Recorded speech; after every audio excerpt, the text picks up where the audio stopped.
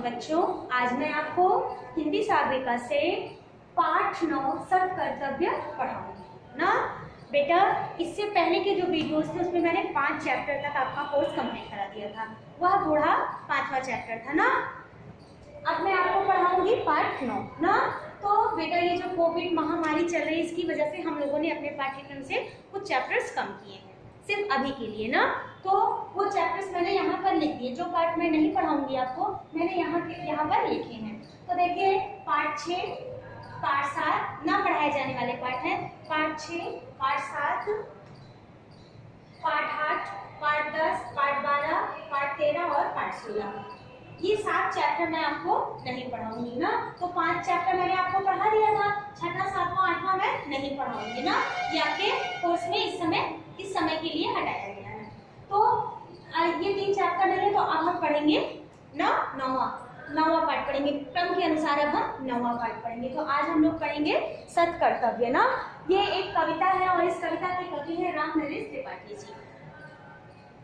इस पाठ के जैसा कि कविता के शीर्षक से ही स्पष्ट हो रहा है कि सत कर्तव्य ना, कि हमारा कर्तव्य क्या है।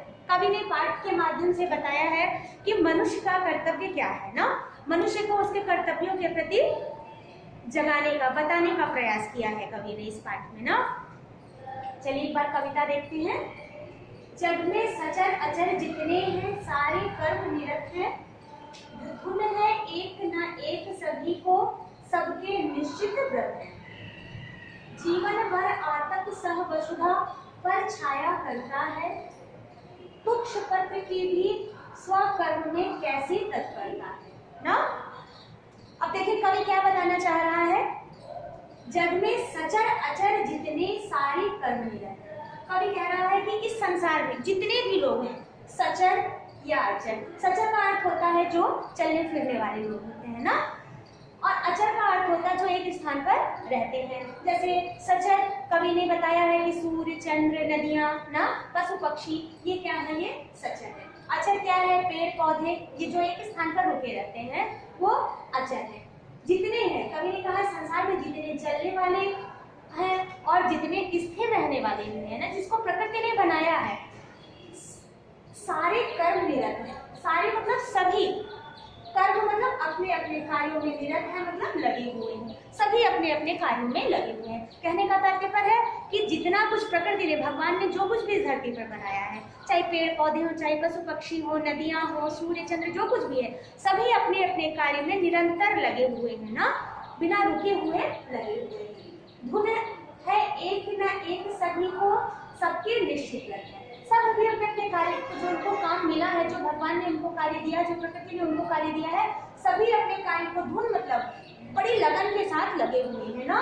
जैसे उन्होंने व्रत, निश्चित व्रत किया हो कि व्रत जैसे हम करते हैं ना कि इतने समय इस कार्य को हमें पूरा करना है, तो ठीक उसी प्रकार से जितने सचर अचर प्राणी है इस पृथ्वी पर, सभी निरंतर धुन के साथ ना, एक निश्चित व्रत के साथ, जैसे उन्होंने प्रण किया हो कि मुझे इस कार्य को करना ही करना है, बिना रुके निरंतर अपने कार्य को करते रहते हैं। जीवन भर आतप सह वसुधा पर छाया करता है। यहाँ पर देखिए बताया है कवि ने, किसके बारे में बताया है, वृक्ष के बारे में बताया है। जीवन भर, सारा जीवन, आतप मतलब ताप सहन करना, गर्मी सहकर, सह मतलब सहन करके, वसुधा पृथ्वी पर छाया करता। वृक्ष जो क्या है, स्वयं जो है कितनी गर्मी बर्दाश्त करता है, कितनी तेज कड़ी धूप बर्दाश्त करता है, लेकिन जब आप वृक्ष के नीचे खड़े होइए तो कितनी आपको शांति मिलती है ना। तो वो स्वयं गर्मी सहता है और वसुधा पर छाया करता है, मतलब वसुधा को शीतलता प्रदान करता है ना। तुक्ष पत्र की भी स्वकर्म में कैसी तत्परता है। और जो उस पेड़ से गिरे हुए पत्ते होते हैं, छोटे पत्ते ना, तुक्ष पत्र, तुक्ष मतलब छोटे, पत्र मतलब पत्ते, की भी स्वकर्म में, अपने कार्य को करने में कैसी तत्परता है, कैसे लगातार अपने कार्य को करने में लगे रहते हैं। पेड़ तो छोड़िए, पत्ता भी अपने कार्य को, अपने जो निश्चित व्रत लेके आया है कि धरती पर मुझे जाकर क्या करना है, वो निरंतर अपने कार्य में लगा रहता है। तो पहली पंक्ति में कवि ने बताया है कि धरती पर जितने भी लोग हैं, सचर अचर प्राणी जितने भी हैं, सभी अपने कार्य को निरंतर व्रत की भांति ना, जैसे कोई व्रत करता है उसी तरीके से ये भी इन्होंने एक निश्चित व्रत किया है कि मुझे इस कार्य को करना ही करना, और धुन में अपने कार्य को लगातार कर रहे हैं। जिस तरह से पेड़ जो है ना गर्मी स्वयं सहता है, पेड़ ने क्या व्रत लिया है कि सभी को छाया प्रदान करेगा ना। तो पेड़ अपने व्रत को किस तरीके से पूरा कर रहा है, आपने जो निश्चय करके आया, जिस कार्य के लिए धरती पर भेजा गया, वो अपने कार्य को निरंतर किस तरह से कर रहा है, स्वयं गर्मी सहता है लेकिन धरती को क्या करता है, छाया प्रदान करता है। तुक्ष पत्र, छोटा सा पत्ता भी अपने कार्य में लगा हुआ है ना। स्वकर्म में, स्वकर्म अपने कार्य को कितनी तत्परता के साथ पूरा करने में लगा हुआ है। कहने का तात्पर्य है कि जितने लोग हैं इस धरती पर ना, सभी अपने अपने कार्य को पूरा करने में लगे हुए हैं, बहुत ही निष्ठा के साथ ना। अगली पंक्ति देखिए, दूसरी पंक्ति, दूसरा पैराग्राफ देखिए। रवि जग में शोभा सरसाता, सोम सुधा बरसाता, सब है लगे कर्म में, कोई निष्क्रिय दृष्टि न आता, है उद्देश्य नितांत तुक्ष तृण के भी लघु जीवन का, उसी पूर्ति में वह करता है अंत कर्म में तथा, उसी पूर्ति में करता है वह अंत कर्म में। अब देखिए पहले वाले पैराग्राफ में कवि ने बताया कि पेड़ ना किस तरह से अपने कर्म में लगा हुआ है, ठीक उसी तरह से अगले पैराग्राफ में कवि बताता है रवि जग में शोभा सरसाता, सूर्य जो होता है, रवि मतलब सूर्य का कार्य क्या है, संपूर्ण पृथ्वी पर प्रकाश फैला देना ना, सौंदर्य को प्रदर्शित करना। पृथ्वी का सौंदर्य हम कैसे देखेंगे, प्रकाश में ही देखेंगे ना। तो रवि जग में शोभा सरसाता, रवि क्या करता है, पूरे जग को शोभा से, प्रकाश से भर देता है। सोम सुधा बरसाता, और सोम अर्थात चंद्रमा, सोम क्या करता है, सुधा अर्थात अमृत बरसाता है। रात में कितनी शीतलता होती है ना, कितनी चांदनी रात, आप रात में जाइए तो कितना ठंडा वातावरण, कितना अच्छा होता है। तो कवि का रवि का कार्य है, सूर्य का कार्य है सौंदर्य को दर्शाना, प्रकाश को फैलाना, और चंद्रमा का कार्य क्या है, धरती पर अमृत बरसाना, अपनी चांदनी बिखेर कर अमृत बरसाता। तो ठीक रोज नियम से आप देखते होंगे, सुबह सूर्य निकलता है और शाम को चंद्रमा नियम से आ जाता है। वो सभी अपने कार्य में कितनी तत्परता से, कितने स्वार्थ रहित होकर लगे हैं ना। सब है लगे कर्म में, कोई निष्क्रिय दृष्टि ना जाए। सब है लगे, सब मतलब सभी लोग ना, जो भी धरती पर सचराचर प्राणी है वो क्या है, सब है लगे कर्म में, सभी अपने अपने कार्य को करने में लगे हुए हैं। कोई निष्क्रिय दृष्टि ना आता, निष्क्रिय मतलब कार्य रहित ना, कोई भी ऐसा व्यक्ति है जो कार्य रहित बिना काम का नजर नहीं आता है, दृष्टि ना आता, नजर नहीं आता है। ऐसा कोई भी प्राणी नहीं है जो बिना कार्य के, बिना उद्देश्य के नजर आता हो। है उद्देश्य नितांत तुक्ष तृण के भी लघु जीवन का। कवि कह रहा है कि सूर्य चंद्र तो प्रकाश फैलाते हैं, अमृत बरसाते हैं, लेकिन तुक्ष तृण ना, तुक्ष तृण मतलब, तुक्ष मतलब अभी मैंने बताया छोटा, तृण मतलब घास का तिनका। कवि कह रहा है उस छोटे से घास के तिनके का भी एक उद्देश्य है जीवन का ना, उद्देश्य रहित नहीं है, उस छोटे से तिनके का भी अपने जीवन का उद्देश्य, लघु जीवन का। लघु मतलब छोटे, नन्हे से जीवन, घास का जीवन कितना होता है, बहुत छोटा होता है ना। तो कवि कह रहा है उस छोटे से तुक्ष तृण का भी ना, तिनके का भी एक उद्देश्य होता है। इस धरती पर आया है तो एक उद्देश्य के साथ आया है, उसी पूर्ति में वह करता है अंत कर्म में, और अपनी उसी उद्देश्य की पूर्ति में, जिस उद्देश्य से वो धरती पर आया है उसी उद्देश्य की पूर्ति करते करते वह अपने क्या करता है, तन का अंत करता, अपने जीवन का अंत कर देता है ना, उपकार करते करते अपने जीवन की समाप्ति कर देता है। दूसरे पैराग्राफ में कवि ने बताया है कि जिस तरह से पेड़, पहले ग्राफ में बताया है कि पेड़ क्या करता है, छाया प्रदान करता है, और उसके पत्ते भी अपने कर्म में निरत लगे रहते हैं। उन्हें जो कार्य करने के लिए भेजा गया है धरती पर, वो सभी अपने कार्य में निरंतर लगे हुए हैं। ठीक उसी प्रकार से सूर्य चंद्र अपने कार्य को करते रहते हैं। छोटा सा तिनका जो घास का होता है, तृण मतलब तिनका, छोटा सा तिनका भी अपने लघु जीवन, छोटे से जीवन का के उद्देश्य को पूर्ति ही करता है, और अपने उद्देश्य की पूर्ति करते करते ही अपने जीवन का अंत भी कर देता है।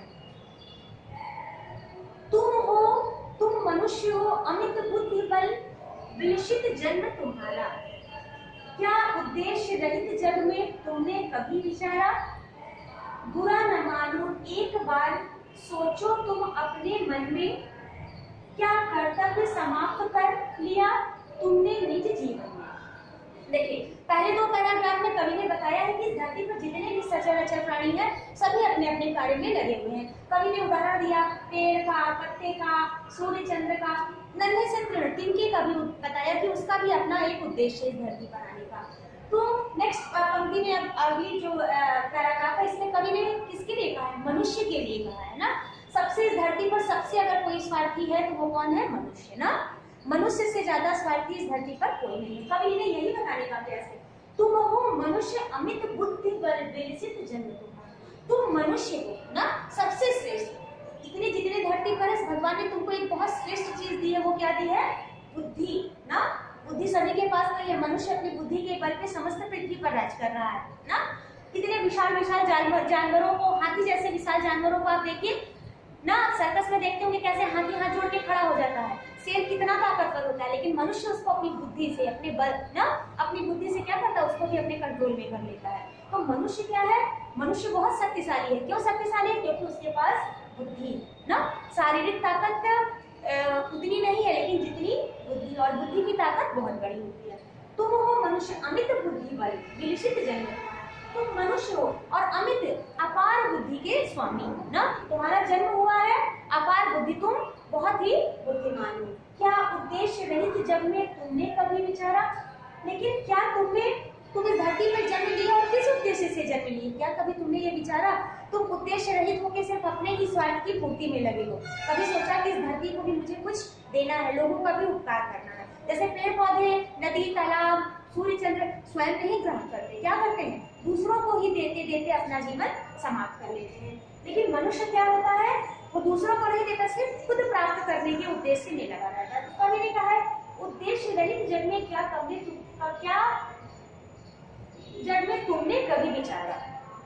तुम इस उद्देश्य जग में किस उद्देश्य से आए हो? तुम तो उद्देश्य रहित हो। क्या कभी तुमने विचार किया कि तुम्हारे भी जीवन का कोई उद्देश्य है?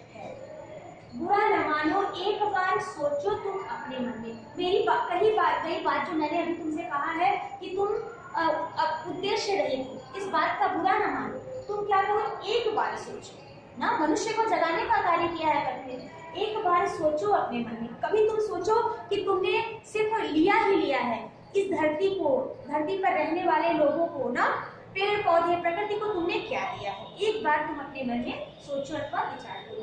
क्या कर्तव्य समाप्त कर लिया तुमने निज जीवन का? क्या तुम्हारा कोई कर्तव्य नहीं है ना? इस दुनिया के लिए तुम्हारा कोई कर्तव्य नहीं है कि तुमने सभी कर्तव्यों को समाप्त कर लिया? तुम्हारा कर्तव्य सिर्फ अपने भरण पोषण तक ही सीमित है ना। कवि ने यही बताने का प्रयास किया है। लास्ट वाली पंक्ति में देखिए, इस वाले पैराग्राफ में, लास्ट वाले पैराग्राफ में कवि ने बताया, मनुष्य को से प्रश्न किया है, मनुष्य को जगाया है कि तुम मनुष्य हो ना, तुम अमित बुद्धि बल के स्वामी हो, तुम बहुत शक्तिशाली, क्योंकि भगवान ने तुम्हें एक बहुत अनमोल चीज दी है। वो क्या दी है? बुद्धि, अपार बुद्धि के स्वामी हो। तुम अपनी बुद्धि से कुछ भी प्राप्त कर सकते हो ना। तो क्या तुमने कभी सोचा है इस उद्देश्य रहित तुम्हारा जीवन का क्या उद्देश्य? उद्देश्य रहित होकर इस धरती पर घूम रहे हो, तुम सिर्फ अपने लिए ही जीवन जी रहे हो। मेरी बात का बुरा मत मानो और अपने मन में सोच विचार करो कि मैंने क्या किया है ना। क्या कर्तव्य, क्या तुम्हारा इस धरती के प्रति, इस धरती के लोगों के प्रति कोई कर्तव्य नहीं बन गया कि क्या तुमने अपने कर्तव्य, अपने जीवन से इस कर्तव्य को ही समाप्त कर दिया है?